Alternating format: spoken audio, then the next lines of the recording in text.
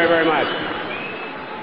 First of all, let me express my deep appreciation and admiration for being given multiple opportunities to stand with you, to stand beside you, to work with you, to see that democracy ultimately prevails in Iran and that the people of Camp Ashraf are released to freedom, they're protected, they're provided a safe haven, so that at some point in time in the near future, the voices here that we are listening to here can be heard in the streets and the communities throughout Iran.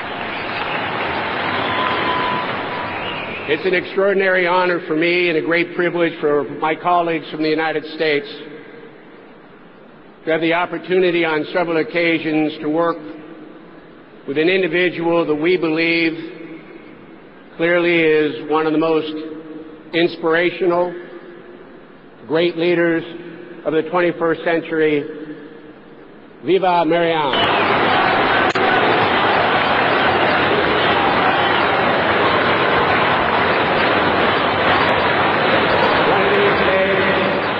One of these days, hopefully in the not-too-distant future, we'll be able to welcome you to the United States of America, representing the democratic aspirations of the people of Iran.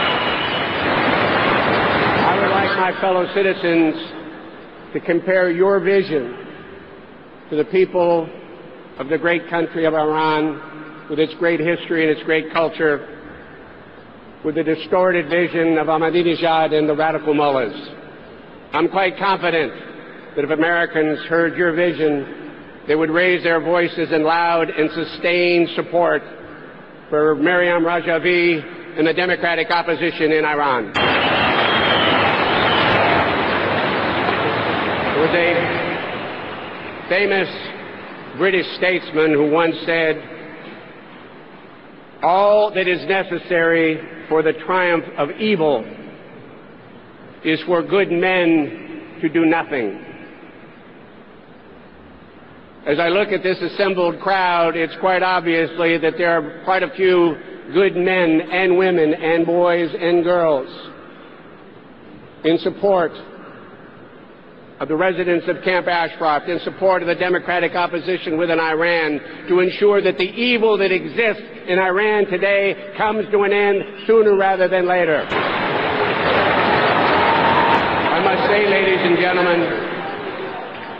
say, ladies and gentlemen, that Camp Ashraf and those 3,400 men and women are very much your inspiration. But as I look at this assembled crowd, I must say to you, I believe you are their hope. I commend and congratulate you for convening at this session today. Every single day that I had the privilege of serving in public office in Washington, D.C., just about every day, and I worked with my colleague, Andrew Card, the preceding speaker, we would get a list of threats against the United States. And I must tell you, during that entire period of time, as we looked at threats and we looked at terrorist organizations, those individuals or those groups that were threatening the security, the safety of the United States of America, never once, not once, never, ever, ever did MEK appear on the list as being a threat to the United States of America. They are not a terrorist organization.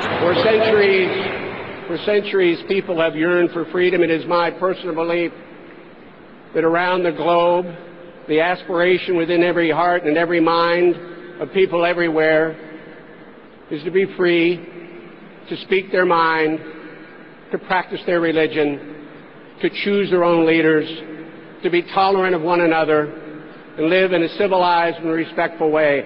That is the vision of Maryam Rajavi. That is the vision of the Iranian democratic opposition.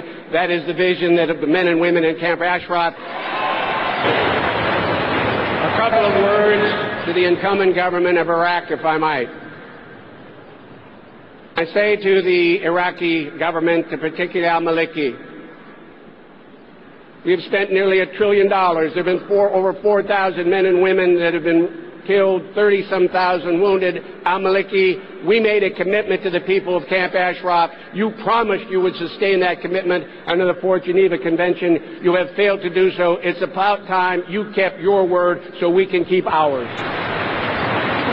And finally, I say with great respect to the men and women that are leading my country, my President, my Secretary of State, honorable, decent people, as previous speakers have alluded to, intelligent people, people committed to doing the right thing. Facts are stubborn things. Diplomacy hasn't worked against Iran. Negotiations haven't worked against Iran. And the number one enemy to the existing government in Iran is the MEK as leader of many opposition democratic forces. And it is in our best interest to support the delisting. It continues to be a great honor and privilege to work with you, to work with the democratic opposition. May we continue to work. May our voices be sustained. May we raise the decibel level, not only in France, but in the United States and around the world. No matter what Ahmadinejad and the radical mullahs do, we need to be stronger and louder every single day. I applaud you. I applaud your commitment to this cause. It's easy to be friends of those supporting a just cause, and the cause is just, but it is simple. Delist the MEK, provide them safe haven, and let's assemble soon in Tehran and rejoice for the implosion of democracy throughout the country. Thank you very much.